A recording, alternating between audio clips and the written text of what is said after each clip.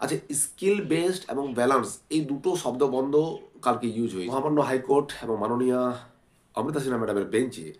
যেরকম যেরকম নির্দেশ আসছে এসএসসি ঠিক সেরকমই পালন করছে, যেন বাধ্য ছাত্রের মতো অবস্থা। কারণ এসএসসি ভালো করে বুঝে গেছে যে তারা এখন উভয় সংকটে। গতকালের যে পর্যবেক্ষণ, গতকালের যে কোর্টের সওয়াল জবাবের পরিপ্রেক্ষিতে যে তথ্য উঠে এসেছে, তোমরা সকলেই জেনে গেছো যে 10 নম্বরের মার্কস নিয়ে একটা জোরালো সওয়াল করেছেন সিনিয়র অ্যাডভোকেট অরিন্দ্র কুমার মিত্র এবং প্রতীক ধর সাহেব।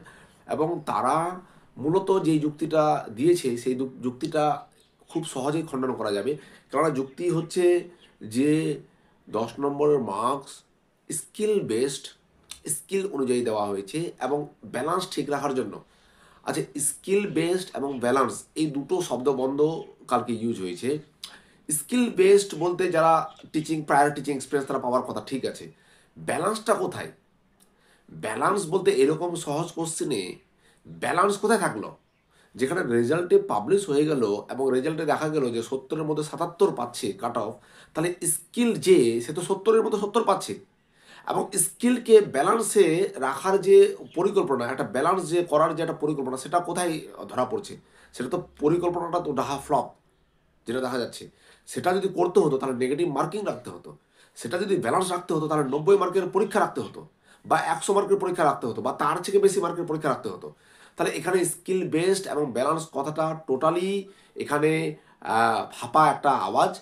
এটার কোনো যুক্তি নেই, অকাট্য যুক্তি নেই। কালকের প্রকাশ্যে ভাষাতেই তাদের যে প্রকাশ্য সওয়াল জবাব সেখানেই ধরা পড়ে গেছে। এটা কতটা খাটবে সেটা সন্দেহের অবকাশ আছে বই কি। এটা তো গেল। এবার যেটা গ্রুপ সি গ্রুপ ডি, 8 তারিখ লাস্ট ডেট। 8 তারিখের মধ্যে সবাই অ্যাপ্লাই করে দিও যারা যারা অ্যাপ্লাই করনি এখনও। মানে একটা যে আহ, তোমার সেলফ যে একটা উইথড্রয়াল মোড সেটাকে বন্ধ করতে হবে, অ্যাপ্লাই করে দিতে হবে। এনভিএস কেভিএস সেখানেও অ্যাপ্লাই করে দিতে হবে। 11 তারিখ পর্যন্ত লাস্ট ডেট আছে। অবশ্যই আমি যদি গাইড দেওয়ার চেষ্টা করি, গাইড দিও, আমি যদি দিই আমি ওপেনলি বলবো আমার মন খুব খারাপ এসএসসির পর থেকে, তারপর আর গাইড দিতে চাচ্ছি না। কিন্তু যদি প্রয়োজন হয়, অনেকে রিকোয়েস্ট করছে, তাহলে আমি গাইড দিব, আমি নিশ্চয়ই জানাবো। আচ্ছা, এবার অন্য একটা ম্যাটারে আসি। সেই ম্যাটারটা হচ্ছে ভ্যাকেন্সি সংখ্যা কমে যাওয়া তাৎপর্যপূর্ণভাবে। যদি এত আন্দোলন, এত যে রাজপথ দখল, এত লড়াই, এত ফ্রেশার ভার্সেস ইন সার্ভিসদের লড়াই, সেটা যদি সত্যিকারেরই এসএসসি এবং বোর্ডকে নাড়া দিত, তাহলে তারা সিট সংখ্যা, ভ্যাকেন্সি সংখ্যা বাড়াতো। যেহেতু অলরেডি মাননীয় 21,000 ভ্যাকেন্সির কথা বলে দিয়েছে, আগে রেডি আছে। তাহলে সেই 21,000 ভ্যাকেন্সি কোথায়? সেগুলোকে তো সেগুলো শুধু আপার প্রাইমারি তো হতে পারে না, সেগুলোর মধ্যে তো মিক্সড আছে সব কিছু। সেখান থেকে 10,000 15,000 ভ্যাকেন্সি তো অ্যাড করাই যায় 9-10-এর ক্ষেত্রে, যদি ইন সার্ভিসদের জন্য শুভানুধ্যায়ী হতে চায়, যদি ইন সার্ভিসদের জন্য ভালো কিছু ভাবতে পারে। তাহলে সেক্ষেত্রে অলরেডি 3টা ভ্যাকেন্সি কমে গেছে, রোস্টার অনুযায়ী 3টা ভ্যাকেন্সি কমে গেছে। আর সম্ভবত আগামী সোমবার থেকে ভেরিফিকেশন লিস্ট জারি করবে, অর্থাৎ সোমবারের লিস্ট দিয়ে দিবে ফার্স্ট ফেজ ভেরিফিকেশন। তাহলে সোমবারে যদি ফার্স্ট ফেজ ভেরিফিকেশন দিয়ে দেয়, আর সেই আপনাদের যে 20,000 সামথিংয়ের মতো বা 22,000 সামথিংয়ের মতো যে ভ্যাকেন্সি, সেই ভ্যাকেন্সিটা বাড়লো না কেন 9-10-এর ক্ষেত্রে? এটা বরং 3টে ভ্যাকেন্সি কমে গেলো। 11-12-এর ক্ষেত্রেও যেরকম হয়েছিল, 9-10-এর ক্ষেত্রেও সেরকমটাই হলো। তাহলে সেক্ষেত্রে ফ্রেশারদের সুবিধা বা পাওয়ার যুক্তিযুক্ত কতটা, সেটা তো বিরাজমান। যেখানে একজন প্রার্থী এখনও 10 মার্কস যে মামলা চলছে সেটার জন্য কোনো স্টেপ পড়েনি, অর্থাৎ প্রসেস এখন অ্যাজ পার দ্য রুলস অনুযায়ী চলতে থাকছে। এবার প্রসেস যদি অ্যাজ পার দ্য রুলস অনুযায়ী চলতে থাকে, তাহলে যেই ক্যান্ডিডেট 10 মার্ক 9-10-এ তোমার 11-12-এ যেটা বেনিফিটেড হয়েছে এক্সট্রা এক্সপিরিয়েন্স মার্ক, সে 9-10-এও পাবে। তো 9-10-এ পেলে অটোমেটিক সেও চাকরি পাক বা না পাক, চাকরিতে ঢুকুক বা না ঢুকুক, সে তো সিটটা ফার্স্ট ফেজ অফ ভেরিফিকেশনের সিট দখল করে থাকছে। এবার ফার্স্ট ফেজ অফ ভেরিফিকেশনের সিট দখল করে থাকছে, এটা একটা দিক। যদি 11-12 রিক্রুটমেন্ট আগে হয়ে যায়, তাহলেই একমাত্র ফার্স্ট ফেজ অফ ভেরিফিকেশন যেই 11-12 পাওয়া ক্যান্ডিডেটস 9-10-ও পেলো ডাক, সে যাবে কি যাবে না তার পুরোপুরি তার নিজের ইচ্ছার উপর নির্ভরশীল হতে হবে।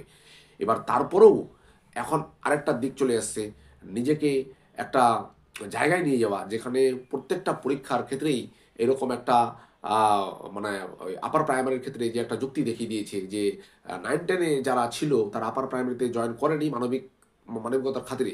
পরবর্তীকালে দেখা গেলো 9-10 ক্যান্সেল হয়ে গেল, প্যানেল আমাদের ক্যান্সেল হয়ে গেল, আর আপার প্রাইমারিতেও হলো না, এরকম অনেক বহু মামলা কেস হয়েছে, সেটারও মোটামুটি ডেট ফেট পড়ছে। তো এরকম 9-10-এর কে ছাড়বে? সবাই দুটো করে অ্যাপয়েন্টমেন্ট নেবে, তার মধ্যে পরবর্তীকালে আবার রোস্টার তৈরি করে সেই অ্যাপয়েন্টমেন্ট আবার তোমার মধ্যশিক্ষা স্কুলকে আবার ডিআই মারফত মধ্যশিক্ষা পর্ষদে পাঠিয়ে তারপর আবার সেটাকে অ্যাপ্রুভ করতে হবে সেই ভ্যাকান্সিটাকে, তাহলে ওয়েটিং থেকে বা সেকেন্ড ফেজ অফ ভ্যারিফিকেশন থেকে বা থার্ড ফেজ ফোর্থ ফেজ এরকম ভ্যারিফিকেশন থেকে পেতে পারে। তো এইরকম একটা অবস্থায় যেখানে 10 মার্কসের মার্কসটা এখনো দুদিকে, তাহলে ফ্রেশাররা কোথায় পাচ্ছে? যদিও 9-10-এর ক্ষেত্রে ভ্যাকেন্সি বেশি, কাট অফ অফকোর্স নিচে নামবে। আমি আগেও বলেছিলাম 8-10 মার্কের একটা হেরফের হবে, যেখানে 11-12-এ 77 কাট অফ ছিল, সাপোজ আমি জেনারেল হিসাবে ধরি, তাহলে 9-10-এ অবশ্যই 8-10 মার্কের একটা হেরফের হবে, অর্থাৎ 77 থেকে 8 মাইনাস করলে 69 বা 70 +-1 এদিক ওদিক হতে পারে। ঠিক আছে? তো এইরকম একটা অবস্থার মধ্যে দিয়ে আমাদের যেতে হচ্ছে। আর যেহেতু পুরো প্রক্রিয়াটাই ভাগ্য নির্ভর করছে সুপ্রিম কোর্টে, আমাদের এসসি আর যে ফাইনাল আউটকাম জাজমেন্টের উপর ডিপেন্ড করছে। তার মধ্যে এই রকম একটা গরমাগরম সওয়াল জবাব চলা 10 মার্কস নিয়ে, সেটা সেই যে যুক্তি প্রমাণ করছে, সেই যুক্তিগুলো কতদূর পর্যন্ত টিকবে, সেটাই আহ, মানে আলোচনার বিষয় এখন। আমাদের পরবর্তীকালে হিয়ারিং আছে আরও 10 ডিসেম্বর পর্যন্ত চলবে, সেই রকম মোতাবেক চলুক, তারপর জাজমেন্ট কী আসছে সেটাই ব্যাপার দেখার। ততক্ষণে ফার্স্ট ফেজ অফ ভেরিফিকেশনে যে যারা ডাক পাবে তাদের আগে থেকেই শুভেচ্ছা।